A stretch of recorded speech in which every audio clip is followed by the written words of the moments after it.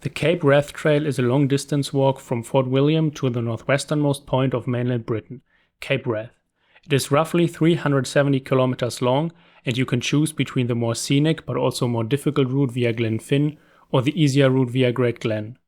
In May this year, we chose to do both. First, we would hike up to Morvich on the Glenfinnan route, and then we would turn east and follow the Great Glen route towards Invergarry. In total, we would have to hike around 180 kilometers, which was, given the circumstances, still no easy feat. We took our first break on the day at a stunning waterfall. The sun was shining, birds were singing, and it already felt like summer.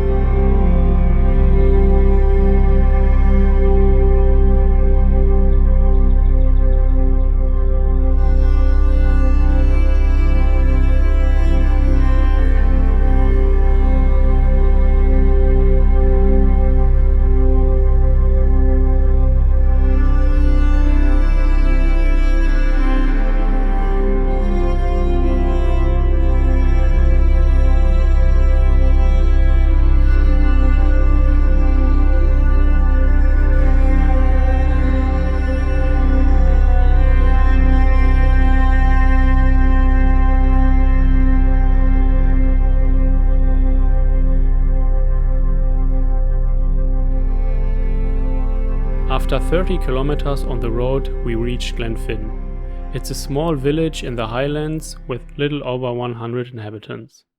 In 1745, the Jacobite Rising began here when Prince Charles Edward Stuart raised his standard on the shores of Loch Shiel. 70 years later, the Glenfinnan monument was erected at the head of the loch to commemorate the historic event. Glenfinnan is most famous for its viaduct, or rather the landscape in which the viaduct is located. It has come to prominence in the cinematic releases of the Harry Potter series. The Hogwarts Express is filmed crossing the viaduct in several of the films. On the next day we left Glenfinnan. The sun was shining brightly and a strong wind was blowing through the glen. The first real mountain pass at a height of 530 meters was looming in the distance, and after that we would have to master the notoriously boggy descent down towards Glenisary Wood.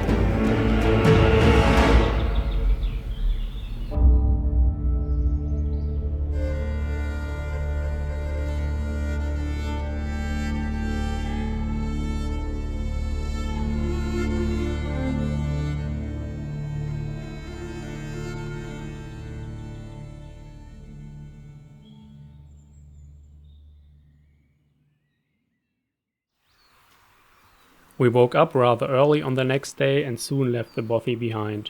It was supposed to get hot again, so we wanted to make good use of the early hours of the day. A long 30-kilometer hike to Barrisdale Bay lay ahead of us.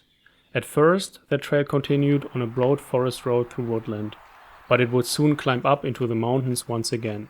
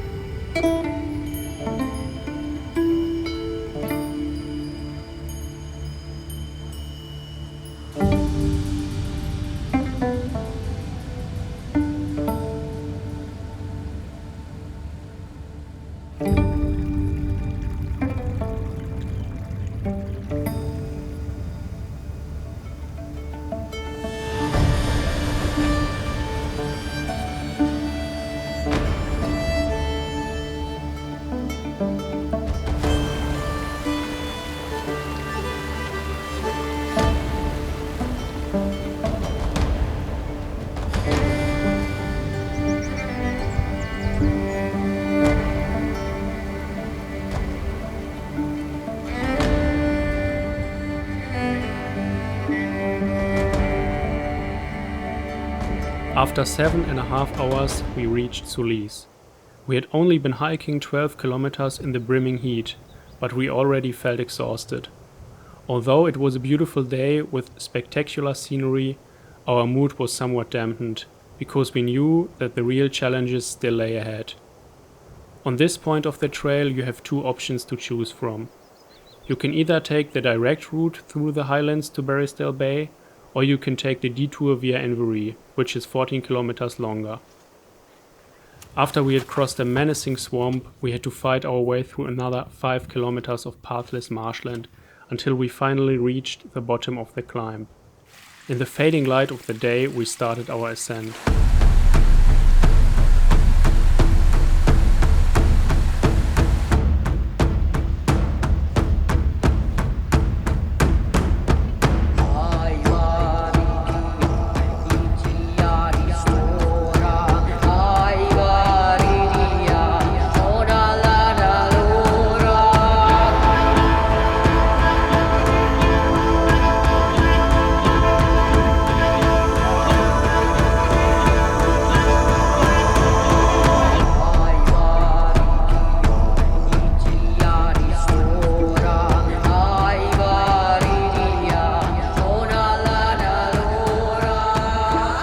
When reaching the summit at 570 meters, we had covered a distance of 22.5 kilometers, and by the end of the day we would have climbed almost 2,000 meters of elevation.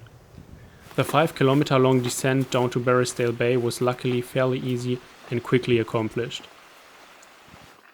The Barrisdale campsite is remotely situated halfway between Inverie and Kinlochhuan.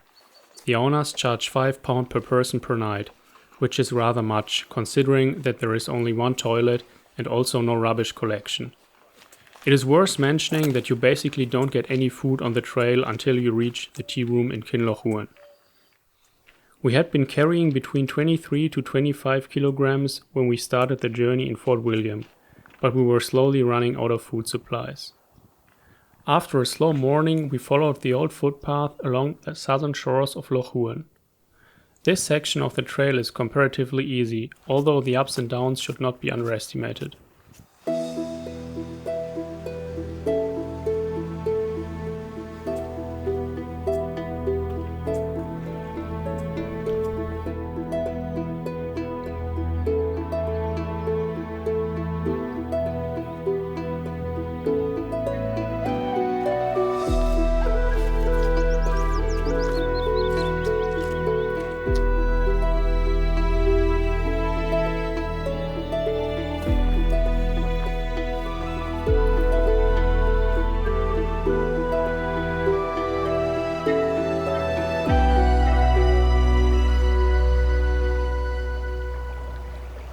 We made camp at the first big stream we came across when we were hiking up into the mountains from Kinlochhuan. That spot at an elevation of 350 meters is probably the last good opportunity to pitch your tent before you climb over the next mountain pass at 770 meters and descend to Morvich.